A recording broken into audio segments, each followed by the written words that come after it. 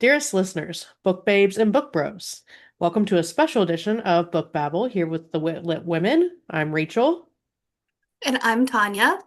and we wanted to take a time today just to talk to you guys about some of the questions we've received about really what it's like on our other side of our lives. So, not just when we're on Wit.Lit Women and on Book Babble, but who we are as people. Yes, so the tables are being turned today, and instead of interviewing authors, we'll be interviewing ourselves. So I'm going to put 5 minutes on the clock and we will start babbling. Are you ready, Rachel? I'm ready. Are you ready, Tanya? I am. Let's babble. All right. So the first question was, what started our interest in reading? And so I'll answer first. My interest in reading started very young in life. My grandparents would read to me while they watched me during the day, and my mother is an avid reader. And one of my earliest memories is seeing her in our living room with a book under a lamp, and it just always sticks with me. So that's mine. I remember getting into reading most when I was a kid in elementary school because we would have like little reading competitions in our school. And if you read enough and got enough points, you would get to go on these little field trips. And, I had read during class before and I was just like, this is fine.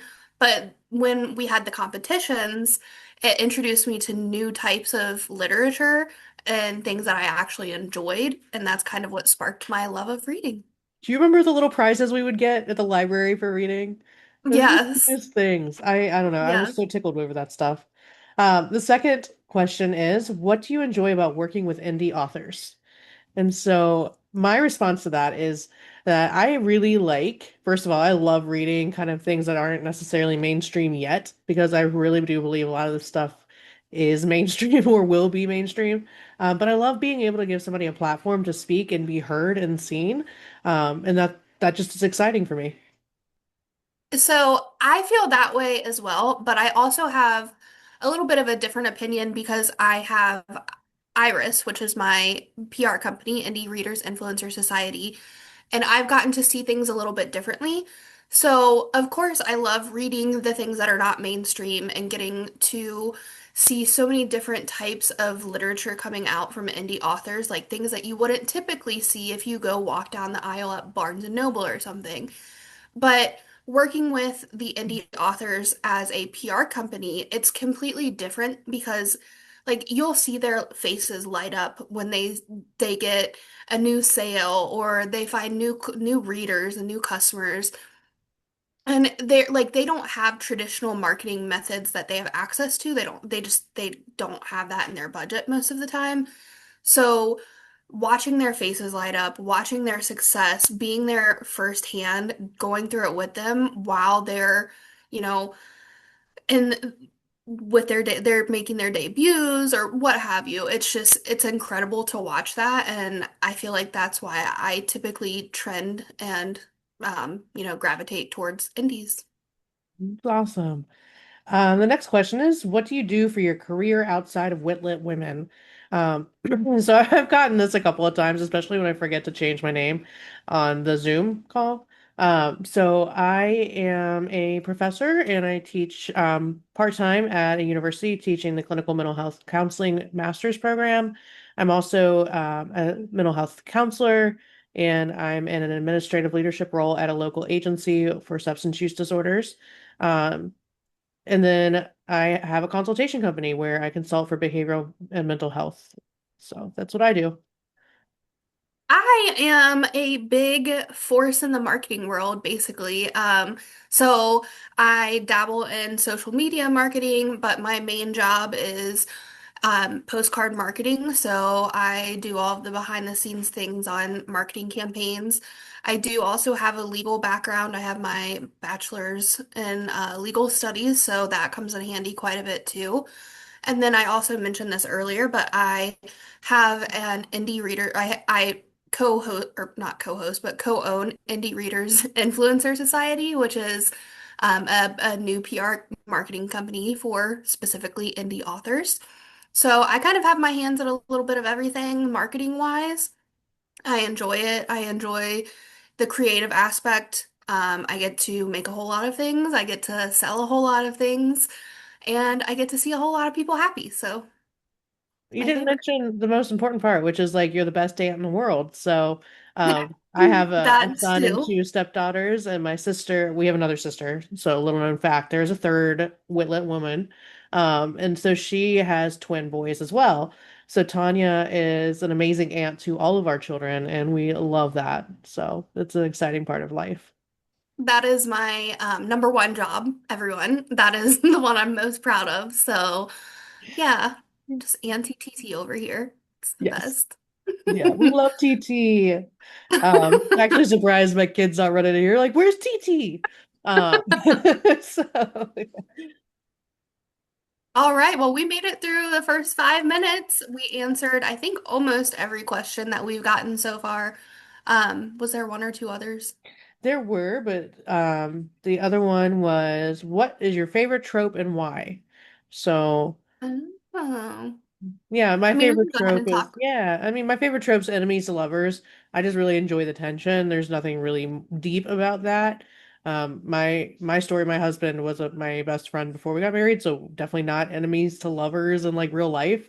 So, I think it's always fun that and forced proximity, especially if they're enemies to lovers and they're forced to be in the same room because I'm like, ha ha, now what are you gonna do?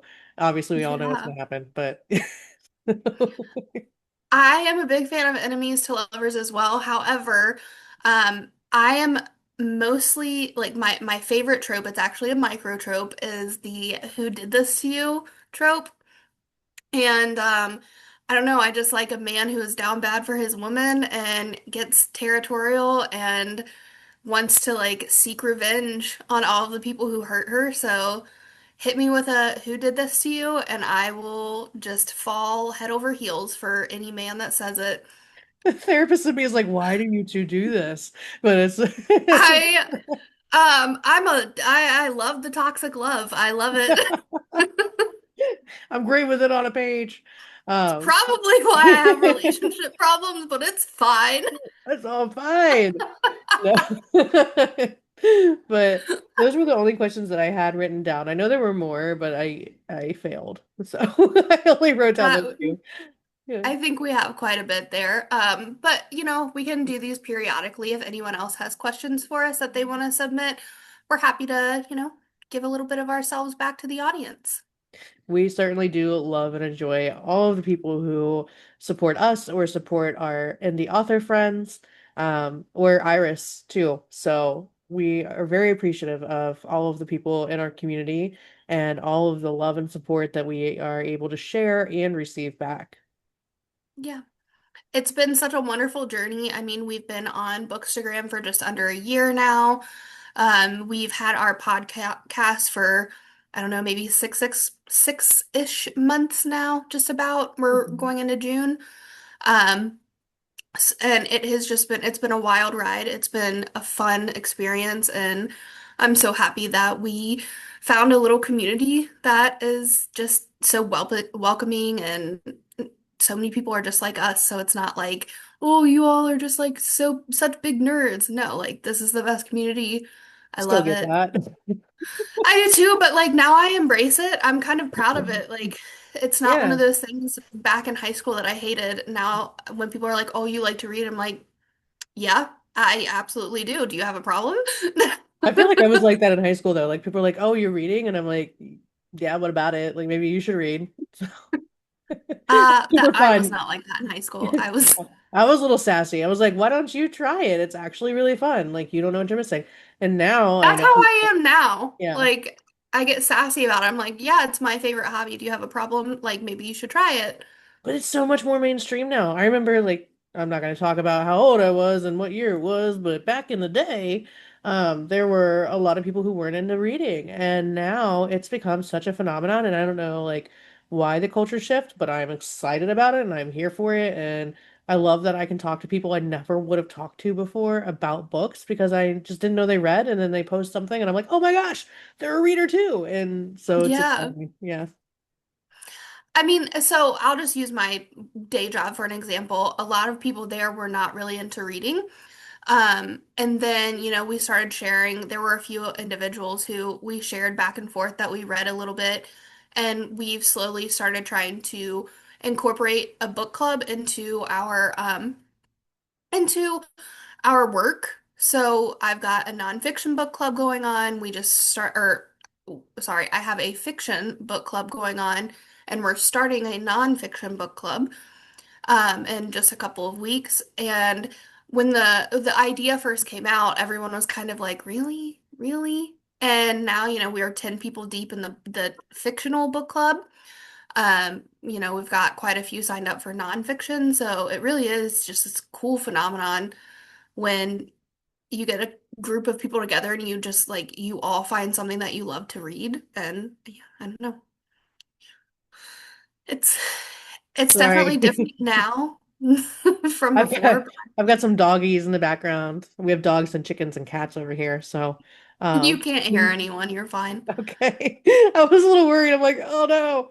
But yeah, I love that No, it's you're so good. much more like mainstream and there's so many more people embracing and enjoying it, and it's exciting to see. Yeah, I love it.